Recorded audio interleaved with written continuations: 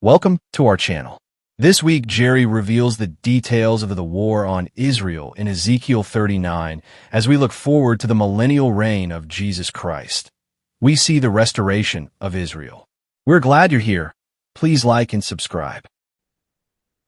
This could be an exciting lesson. Today we're starting with Ezekiel 39.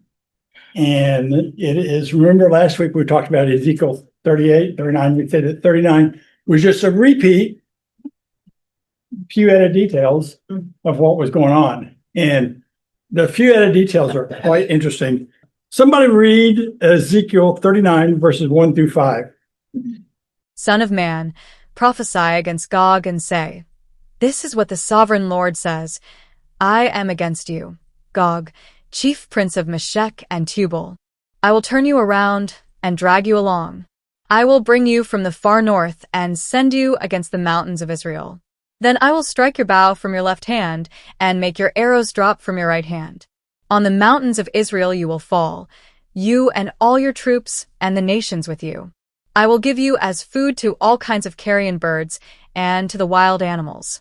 You will fall in the open field, for I have spoken, declares the sovereign Lord." Okay, so one of the things, so we're repeating what we had before. You know, we have this having this battle, and it's in the mountains of Israel. One of the things that I didn't totally comprehend or say last week, that's in addition to this, is what's in those mountains. You can see on the side, the chart here, there's a mountain range, a valley, another mountain range. Okay, that's most of Israel.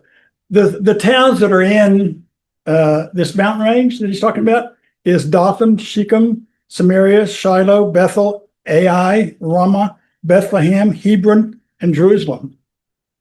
So the battle is going to be including all those towns. Okay, it says turn around, which that means I'm going to destroy. It's interesting. One of the commentaries caught this in the King James version before they. It's an early version. It's a good version, but before they understood how to do all the translation, they actually say that it's 1/6 of the invaders will survive.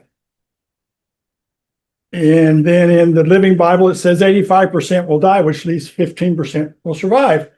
When in fact, the word here is all. All is like 100% die. Okay, so all the invaders die. That's a good way of looking at it. God is directing Gog. He gave Gog this idea in his mind, and he took it as an evil thought. And so this evil plan is what Gog is going by, okay, to do God's will. He didn't know he's doing God's will. He's oblivious to that. And it says in verse 3, strike your bow, and with your left hand dash your arrows with your right hand. Basically, what is happening is God's going to destroy all the war equipment, whatever that is. We'll talk about what that is in a minute. And you shall fall, and all your troops. So Gog is going to be killed, and all the troops. Okay. And peoples. Yeah. I'm not sure. There's a lot of discussion what "and peoples" mean. The guys are helping them in the area. We'll talk about later the peoples in the land. And I shall give you as food. Not only is Gog and his people his army going to be killed, but they're going to be eaten by birds and animals. A very what do we say for those armies? It's very discerning. Most people like to bury their dead. You know, most armies like to bury their own dead, but in this case, there's nobody left in the army, so no one gets to bury their dead. Okay, but that's going to come up some other things. Then somebody read verse 16, verse 6. Just verse 6. I will send fire on Magog and on those who live in safety in the coastlands, and they will know that I am the Lord. God every once in a while has to let people know who he is. I'll part the water. You guys go through the water. And you'll know that I'm God, because you guys can't do that. Oh, yeah. 30 days later, they're forgetting about all this and everything, you know. They're going to attack. They're going to attack Israel. I'll kill 185,000 people, soldiers that night. They forgot that. Yeah. We haven't seen a big thing. Well, you know, the 3 hours of darkness when Christ died, you know, but you know, people forget all these things. he needs something to reestablish or to reset people's minds. So he has to do something. He's getting ready to do that. And what he's doing in verse 6 is going to be there. One of the comments that one of the commentators gave me was interesting. It struck me because of Russia right now. It says, it will be seen that the serious and fatal weakness of the enemies of Israel will be their reliance on numbers, and their confidence that Israel's weakness means their strength and ultimate victory. They fail, as they always do, to take into account God. Other people don't realize God's involved with this. God's the one doing it. God's the one who's directing it. God's the one who's making this happen. And they're forgetting that. They think they got it figured out. Okay. So verse 6 says, I shall send fire upon Magog. Who's Magog? It depends on what you listen to. It's either the area between the Caspian Sea and Turkey, or that area, or it's all of Russia and all of the group. And usually when they say Magog and these things, they're talking about the group. It says, I will send fire. What does he mean by send fire upon Magog? Where else have we seen fire? Consuming fire. Sodom and Gomorrah. Sodom and Gomorrah. He's saying, I'm going to destroy all of the other countries that attacked you. I'm going to destroy them. Now, I don't know. I don't think any of the commentators know. Does that mean all the people too? Because he talked about the peoples earlier. I don't know if he means all the people, because he's talking about the fact that now these people will not going to be, the invading people will never again be a political force in the world after this battle. Okay. Now, there's a battle of Armageddon, some other battles going on. There's going to be a third World War, a whole bunch of things going to happen after this. But he's saying, look, I'm going to destroy their factories, their hospitals, their government buildings. And whether all the people or not, I don't know. But it could be all the people too. But he's going to destroy, Ethiopia, all the ones that were a part of that battle, okay, that came in. And those who inhabit the coastland. What's he talking about there? Well, guess what? No one else knows what he's talking about either. Do you have an idea? Or have you ever read anything on it? Some of the commentators said, they didn't talk about remote coastlines like remote north. So they were thinking maybe it's the Mediterranean. But it could be that he's talking about all the coastlands of all the countries of the entire world. So maybe he's just talking about the people, the coastlands of the people there. But he's already said, I'm going to destroy all these nations. Okay. So yeah, he's going to kill all the people, destroy all the equipment, and destroy their country. Everything that I say, okay, is probably a Keelonism, because I'm just trying to say what the Bible, I'm trying to interpret what the Bible says, and that's a danger in sometimes, get it wrong. So you need to read it yourself and understand. It's not that we know the exactness of that. We know that he's trying to show the world, I'm God. Mm-hmm. He's going to also show that he's the Holy One. We talked about it. He showed it this morning. He's not just God. He's the Holy One of Israel. It's kind of like people say, "Oh yeah, I worship God." No. Do you worship Jesus? And so my little kiddos always say, "Well, that's God." And I said, "Yeah, it is." But there's a reference to that makes people think differently. Okay, because the Islams worship God too, Allah. Mm-hmm. It's not the same. They say it's the same God, but it's not. Okay, so I use that distinction of Jesus, make it more permanent what you're trying to say in there. So what I'm talking about here, what I'm trying to show here is with tanks. There's the Israeli tanks, and it says in the mountains. So I got pictures of tanks in the mountains, trying to show this is going to happen. They're going to be fighting in the mountains, and that comes into play here in a minute too. Someone reads 7 and 8. I will make known my holy name among my people, Israel. I will no longer let my holy name be profaned, and the nations will know that I, the Lord, am the Holy One in Israel. It is coming. It will surely take place, declares the sovereign Lord. This is the day I have spoken of. Okay, so he's going to make known in the midst of his people of Israel. He's trying to get the Jews to understand that he's God. He's been trying to do this since they became a nation. Okay, they'll agree to it, then they'll forget about it, then they'll agree to it and forget about it. And he's not happy with that, and no longer profane his name. he's saying that there's going to gather the people back. There's going to be multiple regatherings. The regathering after this all occurs and regathering before this and regathering that's going on right now is in preparation of punishment during the tribulation. During the tribulation, there'll be another regathering for preparation of blessing for the millennial reign. Okay, so one of the things that was added was in from 38:8, it says, they will know that I am Lord. In 39:7, it says, nations will know that I am Lord, the Holy One in Israel. He wants them to know, God wants the world to know, it's not just bad things that happen to Jews. It's they didn't follow what I said, so I punished them. Me, the Holy One, punished them, not just some random fact and some random thing going on. God did it. That's what he wants them to know. I did this. It's not an accident. It's not a local deal. It's my people didn't obey me, so I punished them. And he wants the world to know that. Everything he says he's going to do, he's done, except for the things that happened in the millennium, well, the one between now and the millennium, the tribulation even. This war hasn't happened. Well, it hasn't completed yet. It may be in the throes of happening. Yes.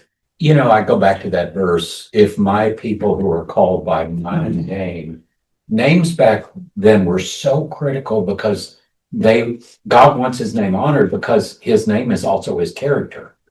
And so when the people of Israel diverted from holiness and righteousness and all of that, then they're actually dishonoring God's name.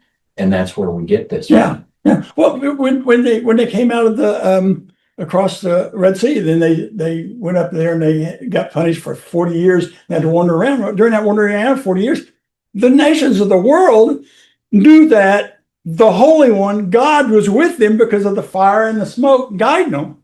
And they were afraid. They were afraid of a group of 2 million people that were not trained soldiers, but they were afraid because they knew God was leading them, not just wandering. God was there, and they knew, don't mess with the God.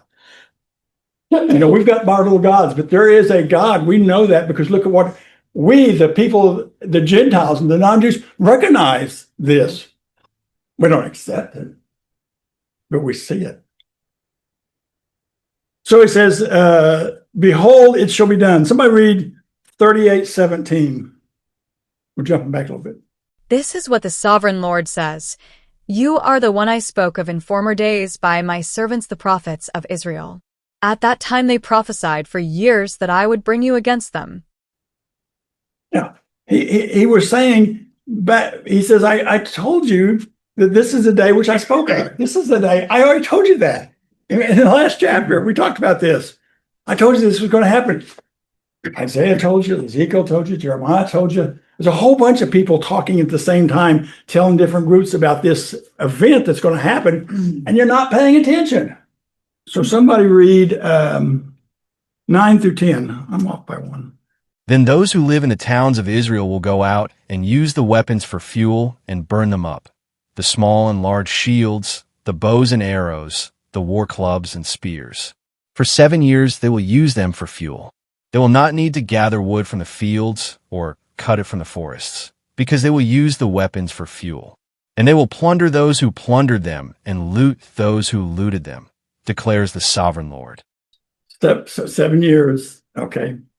And that's why one of the things you'll see in that chart is one of the reasons why this isn't the War of Armageddon, because if the War of Armageddon, they'd be doing this work and the burial, we're going to see that in a minute, be doing this work during the millennial reign, which shouldn't be happening then. So it's going to happen before then, but then it's going to happen before the tribulation.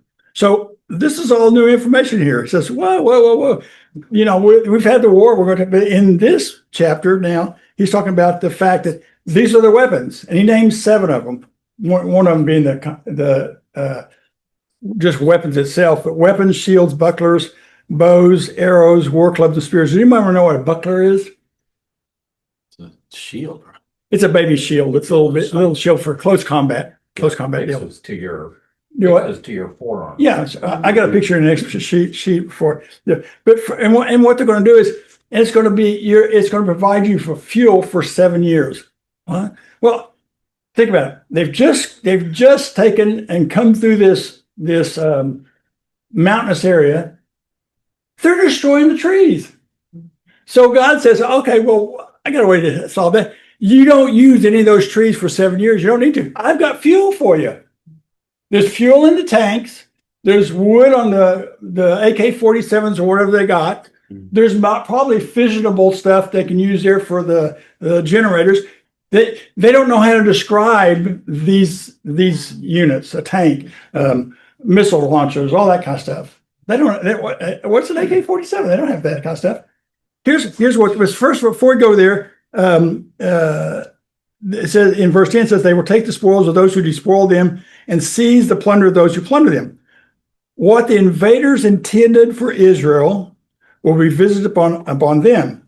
This is another example of a recompense in kind. Someone read 38:12. I will plunder and loot and turn my hand against the resettled ruins and the people gathered from the nations, rich in livestock and goods, living at the center of the land. Okay, so the spoils are gonna. So that's why it's telling you you're going to get the spoils back. Okay. Now that was a picture of. That's what they thought. Yeah, that's all I could think of in the top right hand corner there of what they're burning, spears and all that kind of stuff. Mm-hmm. It's not that. And the pictures of the missiles going. We've got a nuclear fleet out here. It's by the way, there now. Okay, that an aircraft carrier doesn't have to come in for fuel, but every 10 years. So they don't have, there's fissionable stuff in there. I don't know about the other ships. They're probably the same way. But what was he talking about? Shields, bow and arrow, spears. There's a buckler down there, and then war clubs. Yeah, these are the tools that he envisions because that's all he can understand. And that's fine. And when the battle happens, are they going to be using this? I don't know. If the battle's today, probably not. If the battle's in 1,000 years from now, we've had 14 wars and everything's destroyed, maybe so. You don't know. If you read it literally, this is what he is, but he's trying to describe something he doesn't know. Okay, so then someone read 11 through 16. On that day I will give Gog a burial place in Israel, in the valley of those who travel east of the sea. It will block the way of travelers, because Gog and all his hordes will be buried there. So it will be called the Valley of Ham and Gog. For 7 months the Israelites will be burying them in order to cleanse the land. All the people of the land will bury them, and the day I display my glory will be a memorable day for them, declares the sovereign Lord. People will be continually employed in cleansing the land. They will spread out across the land and, along with others, they will bury any bodies that are lying on the ground. After the 7 months, they will carry out a more detailed search. As they go through the land, anyone who sees a human bone will leave a marker beside it until the gravediggers bury it in the valley of Ham and Gog, near a town called Hamanah. And so they will cleanse the land. It's going to be a horrific sight of all the people that are dead. I mean, it's going to fill the valley, fill the mountains. It's going to be horrific.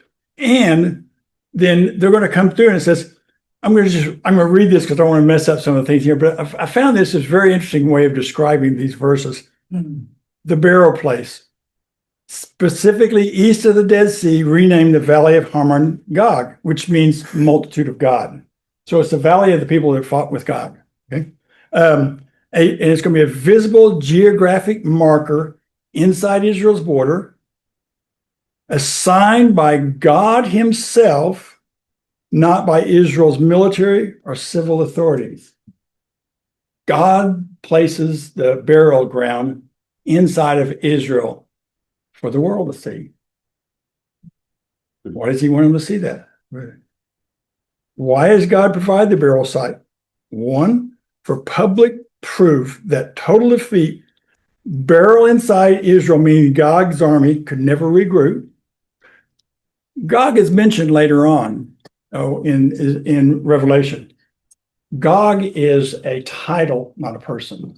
it represents a person, but it's not, it's like Caesar, president, czar, whatever. That's what prime minister, it's a tag. It's not that person. So as you see him later on, he's not as active, but it's being used. So when you see it again, wait a second, I thought he died. No, Agag died. Okay. The number two, the second reason for the burial sites is vindication of God's holiness. The land is purified by removing the corpses. Okay. There's a battle. Billions of people, I guess, are killed in this battle, and that's not good. So you got to get rid of the corpses. A memorial for divine victory. Every traveler who passes by sees the valley and remember the Lord's triumph. So he's got a cemetery. He's got thing. He's going to see the cleanup. It's going to occur. All that stuff, it used to be I don't know if they called that the King's Highway. What was it? It was a highway that went through Gaza, which is Jesus, and everybody walked on that highway. People of the world are going to see this as a reminder of what God did, because it's going to be so evident that man could not have handled the battle the way they handled it. And when they see the remains of all this, they're going to go, "Yikes," and they're going to say, God did that. The Holy One, not just a God. Okay. The fulfillment of covenant promises, God pledged to defend his people and their land. He did. They actually don't get to fight. They just get there to fight, and he kills them all. And it's a foreshadowing of the final judgment, a preview of Revelations 20:7-10, where Gog, the other one, rebellion ends forever. The 7-month cleanup. Israel spends 7 months burying the dead, complete and perfect period, 7 months. Professional search parties will scan the land to ensure no purities remain. You got to remember, mountains. If you've been in mountains, there's rocks and crevices, and there's going to be bodies everywhere. We're going to talk about the birds and everybody eating in a minute. They're in between all this. The birds and the animals are there, and they're trying to eat all they can. But their bodies are going to be everywhere. They're going to search for them, and then towards the end it says, and then we'll send out search parties. That's to find the ones they missed. They want to get everyone. If they find a single bone of a person, they're going to mark it and have the burial party come take them. Okay. I like this picture here. It's a burial, very controlled. Yeah, mass graves. Mass graves, yeah. But it's just they're burying each one, giving the respect. So God's giving them because God's doing what God needs to be done. So God rewards that by giving them the burial they didn't get, and of course the birds are eating them at the same time. So in kind of a summary, on the cleanup, meticulous process highlights God's demand for thorough holiness. Okay, it's not just, get what you can. No. You look under every rock, every crevice, you look under every river, you look under everybody, you find a finger bone, you mark it, we're going to bury that bone and make sure is done correctly. In summary for these verses here, it says God's burial place is not merely a gravesite, it is a lasting testimony that that the Lord alone saves his people. There's no defense that could stop what was coming. Okay, there's no defense for that man could do. God is the only one that could do it. Okay, got to remember that. The location inside Israel underscores that the covenant land is secure under God's direct protection. He did it. The valley's new name turns a once threatening multitude into a permanent monument of defeat. God defeated them. As with ancient Israel, believers today can trust God to convert every assault of the enemy into an opportunity to display his glory. This attack is so that God can show who he is.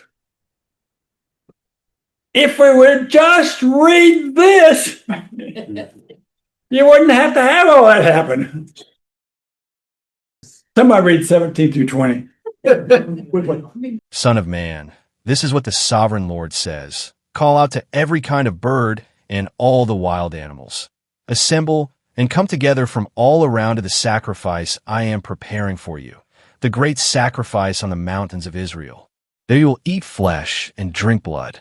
You will eat the flesh of mighty men and drink the blood of the princes of the earth, as if they were rams and lambs, goats and bulls, all of them fattened animals from Bashan. At the sacrifice I am preparing for you, you will eat fat till you are glutted and drink blood till you are drunk.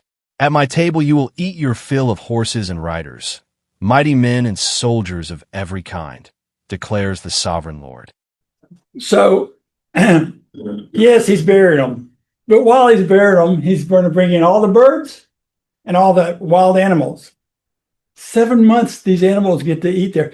They're going to be so full they can't eat anymore. Well, first of all, usually men are killing the animals for the feast. And the men are having a celebration of the sacrifice and they're eating the animals. Well, the animals are now eating the men. And he says, it's kind of like, he says, it's telling them, you're going to do it like the men do. The men eat rams, lambs, goats, and bulls. You're going to eat them. I've turned the tables on them. Okay? Because only God could do that. We can't do that. We couldn't set up a feast like that. You will be gluttoned. Okay? So while the search parties are out there, while they're cleaning these up, there's birds and animals eating all the ones too. That's why there'll be just bones in some area. Because the animals will clean them. And God says, don't leave a bone left in there. Go mark it, go bury it. We don't comprehend the obliteration that's going on here. And so God says, well, I got to take care of everybody. So yeah, I got to feed the animals. I got to, have the people okay with their fuel and everything else. So he's the way to take care of it. There's nothing, oh my word, I forgot that. Got to do that. He knows all of it.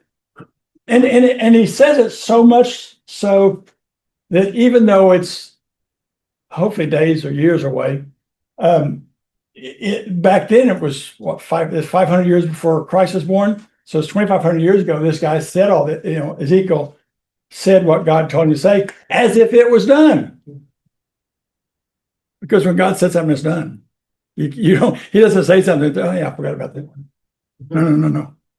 The nations would know that Israel's suffering was never because God was unable to help them. Okay. You see that Yahweh was not a weak or local deity. He was God of them. And he directed the ancient Israel suffering. The calamity of the house of Israel because of their sin and unfaithfulness. And that's why he hid his face. So he hid his face. So there's a twofold purpose of this judgment. One is that the nations of the world might acknowledge that God is God. And two, that Israel might know God's grace and know that he is the Holy One. Somebody read 21 and 24. I will display my glory among the nations, and all the nations will see the punishment I inflict and the hand I lay on them. From that day forward the people of Israel will know that I am the Lord their God. And the nations will know that the people of Israel went into exile for their sin, because they were unfaithful to me. So I hid my face from them and handed them over to their enemies, and they all fell by the sword. I dealt with them according to their uncleanness and their offenses, and I hid my face from them. Yeah, and I tried to find a picture of God standing out there talking to the nations of the world. I couldn't find anything. So this is the closest thing on San Paulo, down there where, that shows it. Rio, one of those ones down there. And that's why God's going to stand there and say, look, guys, this is why this happened. This is why the Jews suffered, because they didn't obey me. And so I've done all these things to them, and I want you to know that. Okay. So then somebody read 25 to 29. Therefore this is what the sovereign Lord says. I will now restore the fortunes of Jacob, and will have compassion on all the people of Israel, and I will be zealous for my holy name. They will forget their shame and all the unfaithfulness they showed toward me when they lived in safety in their land with no one to make them afraid. When I have brought them back from the nations and have gathered them from the countries of their enemies, I will be proved holy through them in the sight of many nations.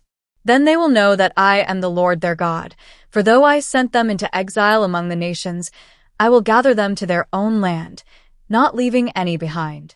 I will no longer hide my face from them, for I will pour out my spirit on the people of Israel, declares the sovereign Lord. So what he's doing is he's leading up to chapter 40, which is, we're going to go from 40 all the way to 40 something else, 48 maybe. Yeah. They're going to be talking about the details of the millennial reign. Okay. So he's talking about going into the millennial reign. I just try to find pictures of that. You know, you can be walking with Jesus during that time. He's going to be there, and he's actually going to be in charge. He's going to sit on a throne in Zion, the mountain of Zion in Jerusalem. People have to come every year to pay homage to him, or that country does not get rain that year. Whether we will be an agrarian society or just continue with what we have, I don't know. It's not easy to tell, but it will be a flourishing deal. This is where remember we talked about before, the guy planting and the guy reaping were going to bump into each other. Now, whether that's literal or just, it means that the growing seasons are going to be fantastic. The world will be restored kind of like Eden, but not exactly. Okay? Kind of like Eden, but not exactly. It will get, I think the lions and the lambs are going to sleep together, lay together. There will be sin during the millennial reign, but there will be nothing that hurts. Well, we're going to be there in our forever bodies, so we can't hurt. But the ones that come in their earthly body as they grow through there, they won't be hurt, but they'll eventually be plotting against the Lord. Those that don't accept him by the age 100 will die. I guess if they accept him, they'll live all the way through the 1,000 years. So it's really going to be a fantastic time. These other chapters are getting ready to talk about this. Now, the thing is he's talking about the mercy on the whole house of Israel. What does he talk about? We've talked about this before.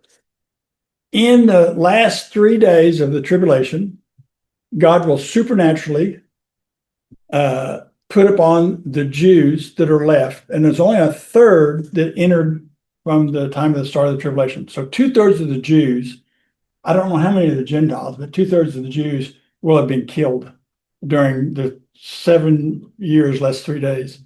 In that the 3 days before the return of Christ, they will begin to realize who Jesus is. And it'll take them 2 days to realize that and repent and ask. They have to ask him to come. Okay, so they got 2 days that the whole nation of Israel that's left will then ask him, and then they will be saved on the day before, and then Christ will come. There'll be a 75-day period, and I forgot what all they are, think about it, but then we're going to millennium. They have to be a Christian to get into the millennium. Only Christians get to go in there. Okay, so the Jewish people have to become Christian to get in there. I think that once we get into the millennium, my thing is it's going to be a Hebrew nation. We're going to speak Hebrew, and we're going to follow the sacrifices. You think we don't need sacrifices there, but there's a reason for sacrifices. It's going to be a wonderful place for 1,000 years before the final war starts. We don't get hurt in that. We're not. Once we're there, because we will already been, taken up, and we won't go through the tribulation. Then we will get to come back and be a part of the millennial reign, and that's a cool deal, guys. And that's a real cool deal. So we get, and the reason for the 1,000, Elonism, but I think I've read it enough. The reason for the 1,000 years, because we're slow, and because the Jews are slow, they need to see that everything God said come true. They need to go through that. It takes 1,000 years for them to catch on that they've accepted Christ, and they're going to live as Christians, but they got to understand this and got to understand the feeling of it. Just like the thing and this is just the way I do it, handle it, so I can grasp my mind. The Jews are God's people. We're his family. He talks about his people. He wants his people to know him and to accept him. Well, they've accepted him. Now he's going to say, now I'll show you all this stuff. Okay. This is all the things that Satan tried to make not happen. Okay. He's not going to be here for 1,000 years, but there'll be sin in the world because there's sin in you. I changed the DNA with Adam when he sinned. That's all there is to it. We have a sin nature. Yeah. And you have to overcome that to be a Christian. You don't get rid of it. You have to overcome that. These 2 chapters were describing a war that's going to happen that most students now are beginning to realize that's going to be before the tribulation starts. Yeah. Okay. As compared to the end of the tribulation. That's another battle. It's a different battle. And it's a horrific battle too. People just don't learn, So this is all not to scare anybody, but all this is so that when things happen, You will know. you'll know. When you see these armadas moving around now, we could be really, it could have already started. And you don't know until all the details are done. But it could be. So don't be afraid of what's going on in the world. God's got it in control. Does that mean we're going to stay alive through the whole thing? No, not really. It just means that we're going to be safe from the evil one. That's a hard discussion to have with my Ukrainian students. Yeah. Hey, Fantastic. good news.